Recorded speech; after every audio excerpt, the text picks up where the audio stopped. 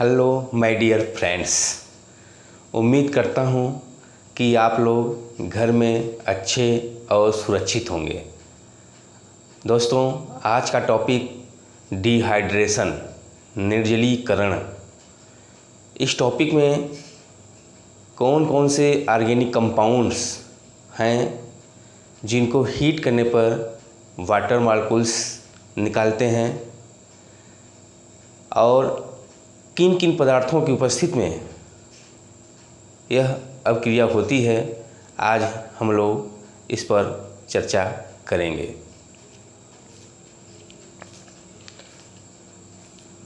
Dehydration, निर्जलीकरण। Dehydration का मतलब होता है कि जो ऑर्गेनिक कंपाउंड्स हैं उनमें से वाटर मॉलिक्यूल्स का निकल जाना। आइए डिफिनीशन देख लेते हैं। डिहाइड्रेशन, निर्जलीकरण, किसी कार्बनिक यौगिक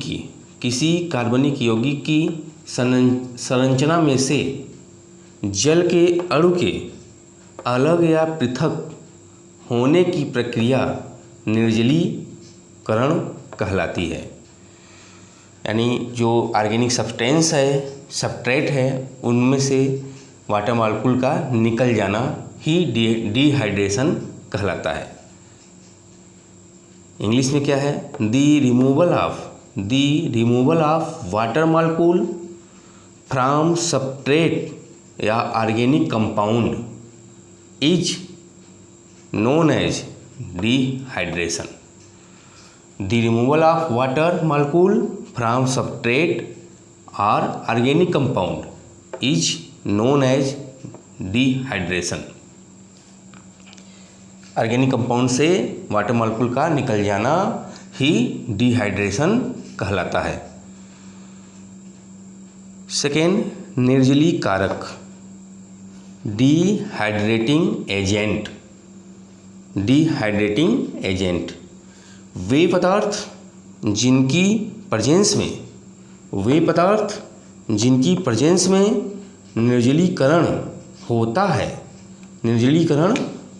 है उन्हें निर्जलीकारक कहते हैं। क्या कहते हैं? निर्जलीकारक कहते हैं। Those substances whose presence leads to dehydration। वे पदार्थ जिनकी प्रेजेंस में डिहाइड्रेशन होता है, that is called dehydrating agent. निर्जलीकारक कहलाता है। मतलब जिन पदार्थों की उपस्थिति में ऑर्गेनिक कंपाउंड में से वाटर मॉलिक्यूल्स बाहर निकलता है, ऐसे पदार्थों को निर्जलीकारक या डिहाइड्रेटिंग एजेंट कहते हैं।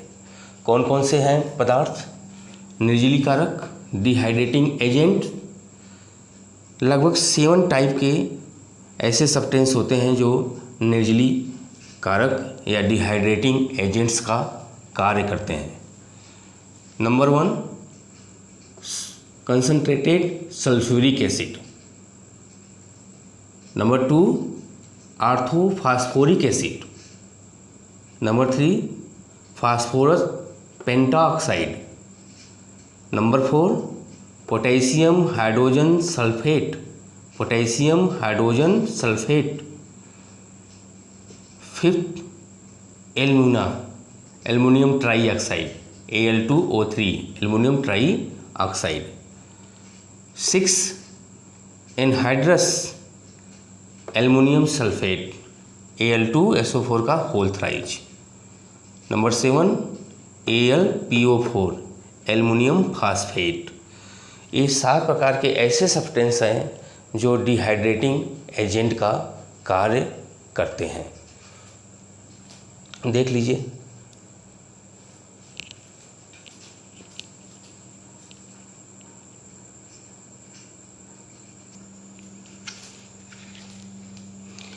Dehydration of monohydric alcohols in presence of concentrated sulphuric acid, orthophosphoric acid या एल्युमिनियम ट्राईऑक्साइड। मोनोहाइड्रिक एल्कोहल जो है उसका जो डिहाइड्रेशन होता है इन निर्जलीकारक डिहाइड्रेटिंग एजेंट की प्रेजेंस में होता है।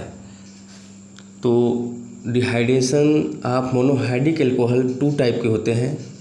एक होता है catalytic dehydration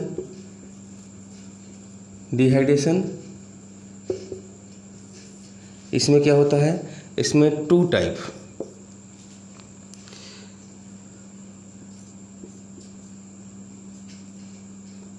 CH3CH2OH ethyl alcohol को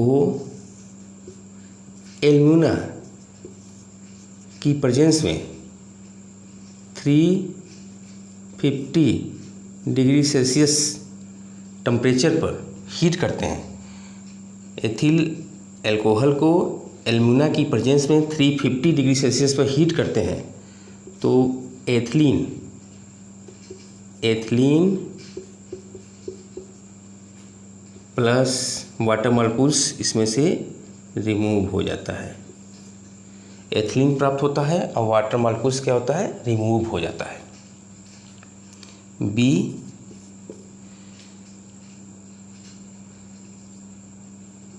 CH3CH2OH प्लस OH CH2CH3 जब एल्यूमिना की प्रेजेंस में 250 डिग्री सेल्सियस टेम्परेचर का ध्यान रखिएगा, 250 डिग्री सेल्सियस, तो इसमें से वाटर मॉलिक्यूल्स रिमूव हो जाएगा और यहाँ से बन जाएगा CH3CH2O CH2CH3 plus water molecules, die ethyl ether प्राप्त होगा। पहले केस में 350 डिग्री सेल्सियस करने पर एथिलीन प्राप्त हुआ, दूसरे केस में 250 डिग्री सेल्सियस करने पर डाई एथिल ईथर प्राप्त हुआ। Methyl alcohol OH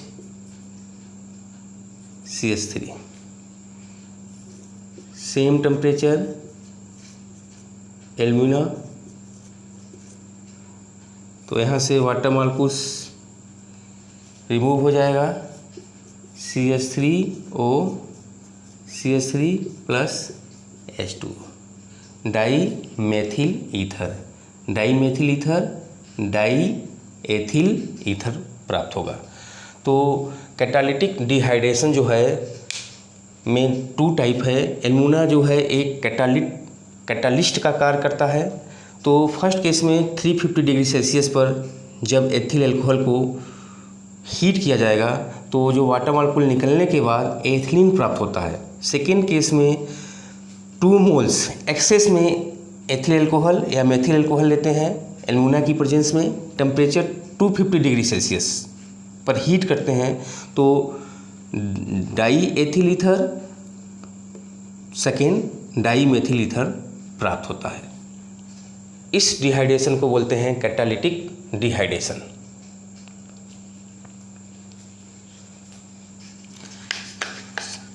second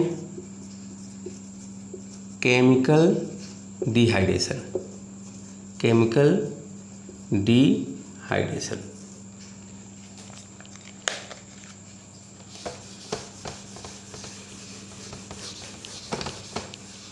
chemical dehydration इसमें एथिल एल्कोहल CH3 CH2OH जो है कंसंट्रेटेड सल्फ्यूरिक एसिड या H3PO4 की प्रेजेंस में जब 140 से 160 डिग्री सेल्सियस तक हीट करते हैं, 140 से लेके 160 डिग्री सेल्सियस तक हीट करते हैं तो एथिलीन प्राप्त होता है और वाटर मॉलिक्यूल्स क्या होता है, बाहर निकलता है। वाटर मॉलिक्यूल्स बाहर निकलने की ही क्रिया को हम डिहाइड्रेशन बोलते हैं।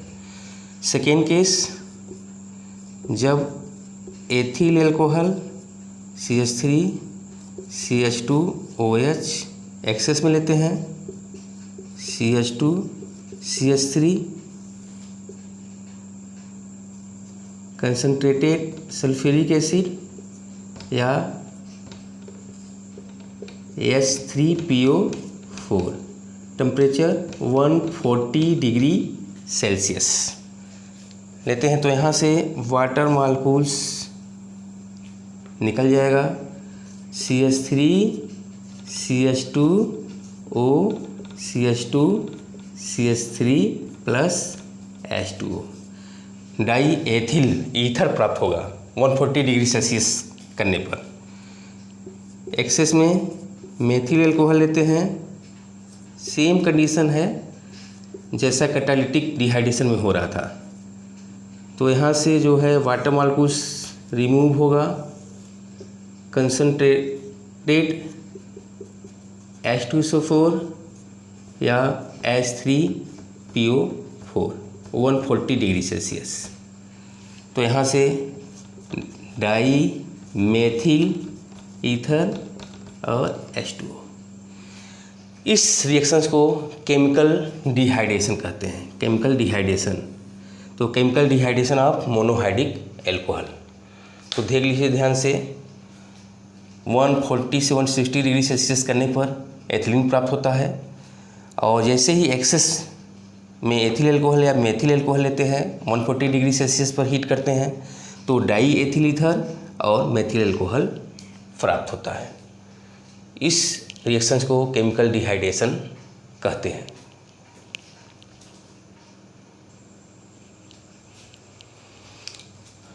तीन एग्जाम्पल्स डिहाइड्रेशन के देख लेते हैं जो ऑर्गेनिक केमिस्ट्री में मिलते हैं। डिहाइड्रेशन ऑफ फॉर्मिक एसिड और and oxalic acid in presence of concentrated sulphuric acid. Second, dehydration of acetic acid in presence of aluminium phosphate, temperature 700 से 800 degree Celsius. Dehydration of glycerine और glycerol in presence of phosphorus pentoxide, concentrated sulphuric acid या potassium hydrogen sulphate. आइए देख लेते हैं dehydration of formic acid. तो formic acid का जो डिहाइड्रेशन होता है कंसनट्रेटेड सल्फ्यूरिक एसिड की उपस्थिति में, जब फॉर्मिक एसिड को हीट किया जाता है कंसनट्रेटेड सल्फ्यूरिक एसिड की उपस्थिति में, तो कार्बन मोनोऑक्साइड और वाटर रिमूव होता है।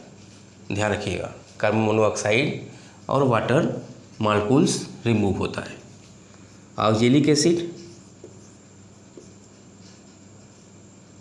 COOH C2H2O4 ऑक्जेलिक एसिड का फार्मूला होता है, और इसको संरचना के रूप में इस प्रकार लिखते हैं। इसको जब हीट करेंगे कंसनट्रेटेड सल्फ्यूरिक एसिड की प्रेजेंस में, तो CO carbon monoxide, CO2 carbon dioxide और प्लस वाटर मॉलिक्यूल रिमूव होता है। यानी ऑक्जेलिक एसिड से वाटर मॉलिक्यूल्स रिमूव हो रहा है, इसलिए इसे डिहाइड्रेशन ऑफ ऑक्जेलिक एसिड कहते हैं। तो ऑक्जेलिक एसिड को डिहाइड्रेटिंग एजेंट सल्फ्यूरिक एसिड की प्रेजेंस में जब हीट करते हैं तो carbon monoxide, carbon dioxide, water molecules बाहर निकलता है। फॉर्मिक एसिड को हीट करने पर कार्बन मोनोऑक्साइड, वाटर मॉलिक्यूल्स बाहर निकलता है। तो ध्यान रखिएगा, ये है dehydration of formic acid and oxalic acid in presence of concentrated sulphuric acid. Second, dehydration of acetic acid CH3COOH important है। AlPO4 हीट करने पर, AlPO4 को हीट करने पर 700 से 800 डिग्री सेल्सियस तक हीट करने पर हीट करने पर कीटीन बनता है, CH2O CO प्लस H2O ये बनता है।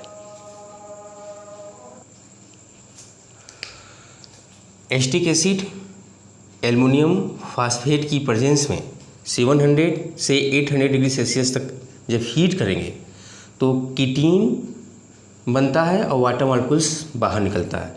इस कंपाउंड को बोलते हैं कीटीन। ध्यान रखिएगा, इस कंपाउंड को बोलते हैं कीटीन बनता है,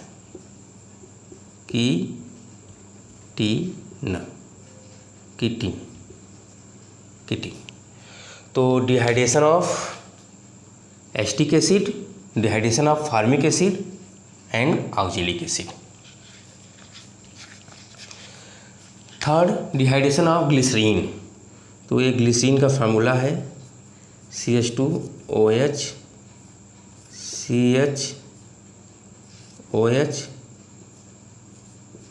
CH2OH। ये ग्लिसरीन या ग्लिसरॉल का फार्मूला है।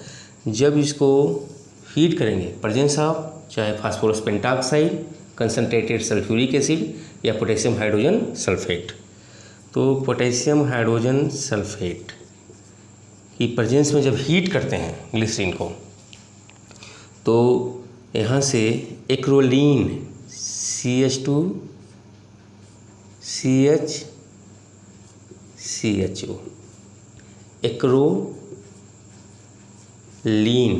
एक्रोलीन नामक सब्सटेंस बनता है जो फाउल स्मेलिंग, किस स्मेल का होता है? Foul smell. फाउल मीन्स बदबूदार या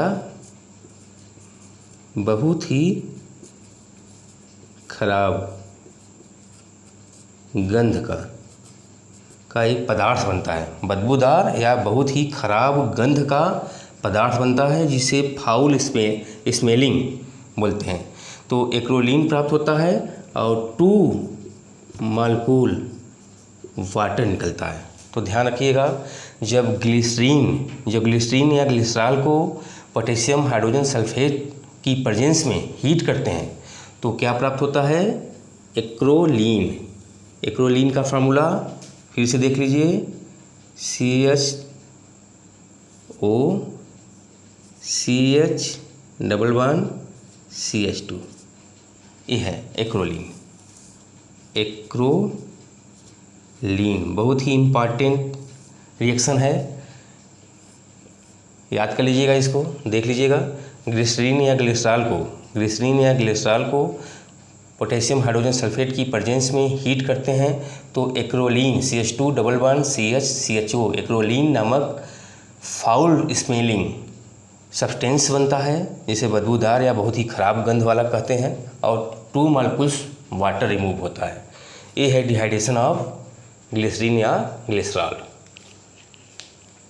देख लीजिए,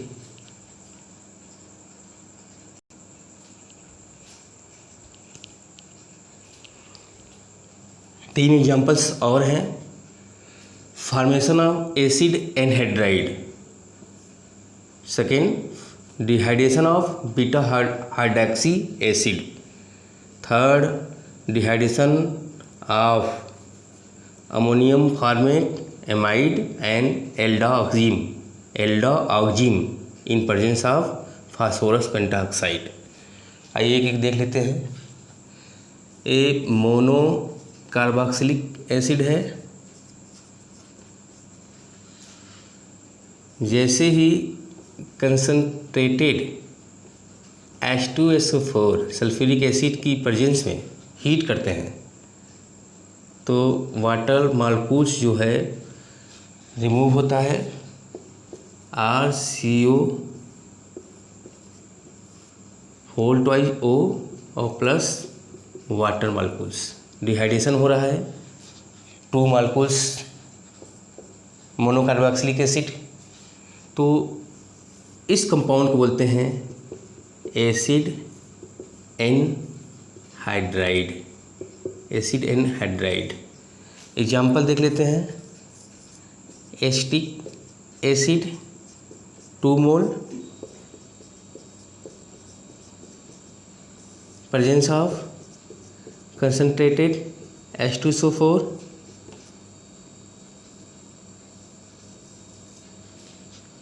CH3CO का whole twice O plus H2O, इसे बोलते हैं एसिटिक एनहाइड्राइड। कौन सा compound? Acetic anhydride compound.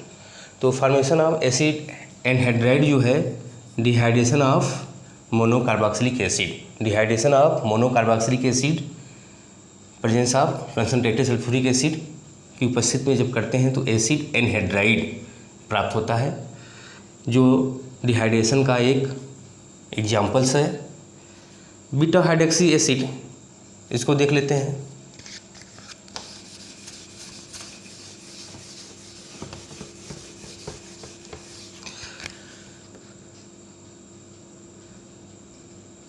RG, ये G एक ग्रुप ले लेते हैं, इससे अटैच CH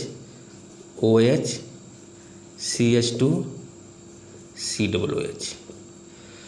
जब IUPAC नामकरण करते हैं तो C को भी काउंट करते हैं, लेकिन जब ग्रीक में करते हैं तो इस ग्रुप को छोड़ के इस ग्रुप को एल्फा कार्बन बोलते हैं, इस ग्रुप को बीटा कार्बन बोलते हैं।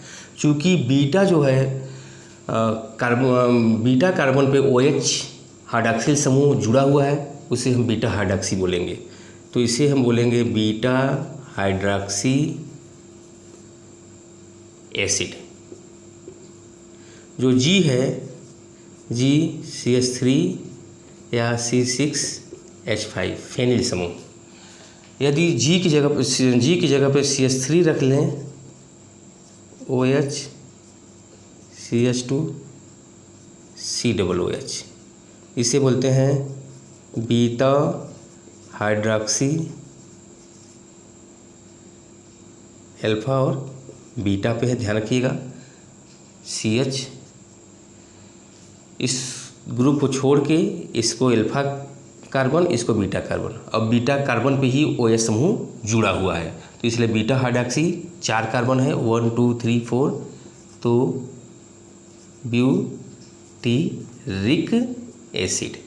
कौन सा एसिड है? Beta hydroxy butyric acid. जब इसको हीट किया जाता है कंसनट्रेटेड H2SO4 की प्रेजेंस में, तो हीट करते हैं तो सिचुएशन ये है CH3 CH CH COOH। तो यहाँ से वाटर मॉलिक्यूल जो है रिमूव हो जाएगा और A बॉन्ड यहाँ पे शिफ्ट हो जाएगा। तो ध्यान रखिएगा, जब शिफ्ट होगा कंसनट्रेटेड H2SO4 की प्रेजेंस में, तो यहाँ से बनेगा CH3 CH COOH plus water molecules. तो इसको बोलते हैं क्रोटोनिक एसिड बोलते हैं। और किस प्रकार का एसिड प्राप्त होगा? अल्फा बीटा, अल्फा ये बीटा है, तो अल्फा बीटा अनसैचुरेटेड एसिड प्राप्त होगा। बीटा हाइड्रॉक्सी एसिड का जब भी हम डिहाइड्रेशन कराएंगे तो अल्फा बीटा अनसैचुरेटेड एसिड प्राप्त होगा, जिसे क्रोटोनिक एसिड कहते हैं। कौन सा एसिड? क्रोटोनिक एसिड कहते हैं। C6H5 CHOH CH2 COOH, इसे बोलते हैं अल्फा बीटा। बीटा हाइड्रॉक्सी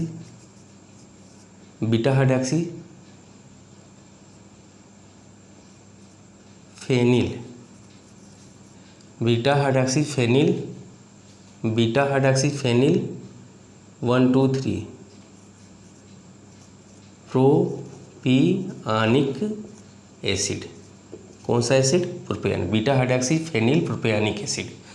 जब इसको कंसनट्रेटेड H2SO4 की प्रेजेंस में हीट करते हैं तो C6H5CH CH3COH और प्लस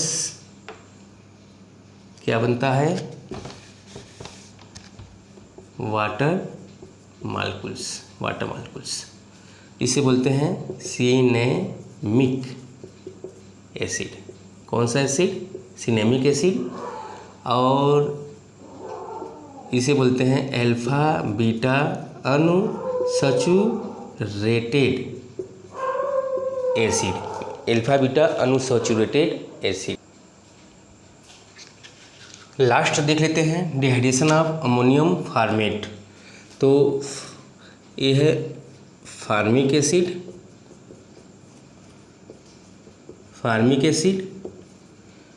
HCOONH4, इसको बोलते हैं अमोनियम फॉर्मेट। तो अमोनियम फॉर्मेट को जब फास्फोरस पेंटाऑक्साइड, ये जो डिहाइड्रेशन के सारे रिएक्शंस हैं, सभी रिएक्शंस जो है क्लास 12th या कॉम्पिटिटिव एग्जाम में आए हुए हैं, इसको अच्छी तरह से आप लोग देख लीजिएगा।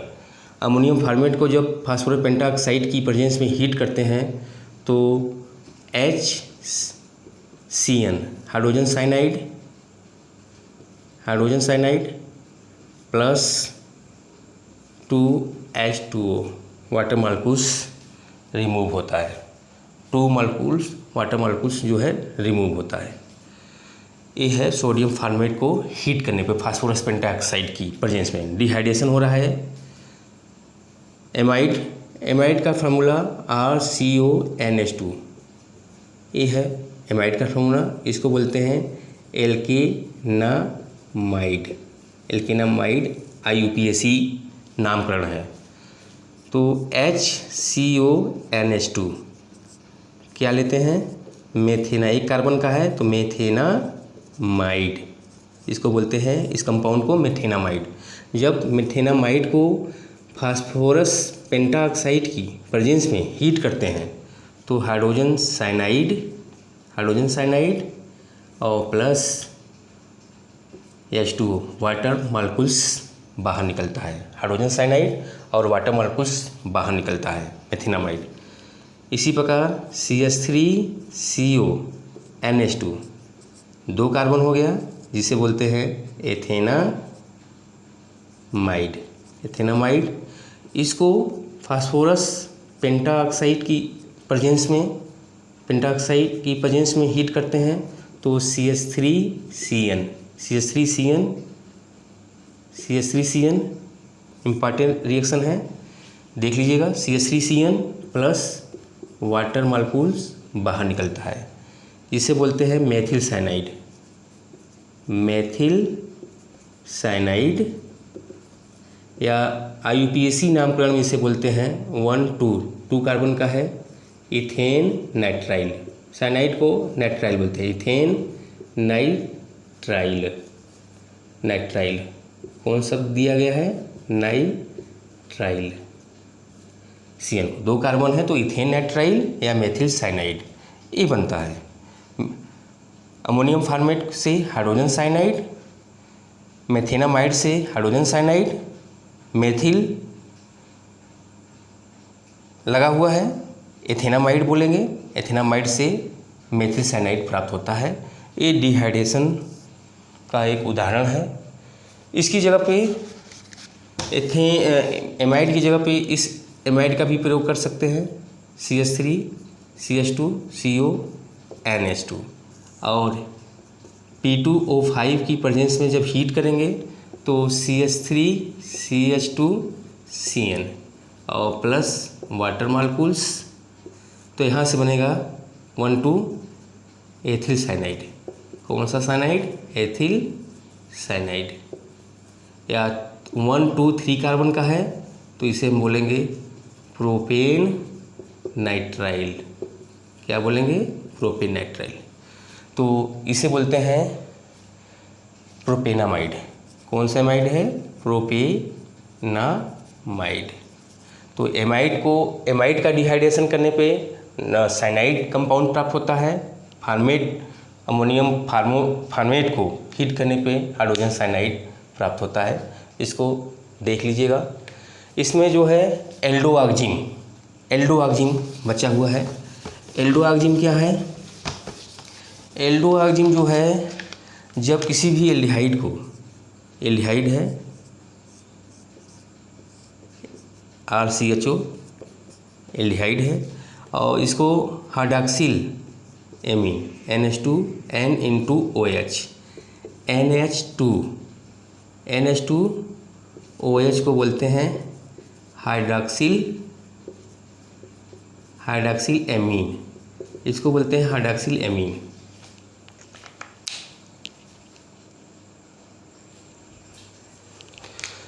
हाइड्रॉक्सिल एमीन NH2OH को हाइड्रॉक्सिल एमीन कहते हैं। जब एल्डिहाइड का हाइड्रॉक्सिल एमीन से रिएक्शन होता है तो वाटर मॉलिक्यूल्स बाहर निकलता है और एल्डोआक्जिम प्राप्त होता है। एल्डोआक्जिम RCH∠NOH, जिसको एल्डोआक्जिम बोलते हैं, ये प्राप्त होता है। तो एल्डोआक्जिम का जो डिहाइड्रेशन होता है, तो R की जगह पर CH3 अगर रख लिया तो इसका नाम है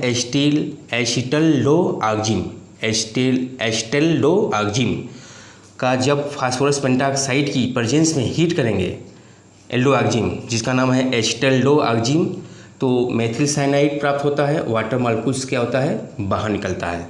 तो ध्यान रखिएगा, एस्टेल्डोआक्जिम को फास्फोरस पेंटाऑक्साइड की प्रेजेंस में जब हीट करेंगे तो मेथिल साइनाइड प्राप्त होता है। R की जगह पे अगर C6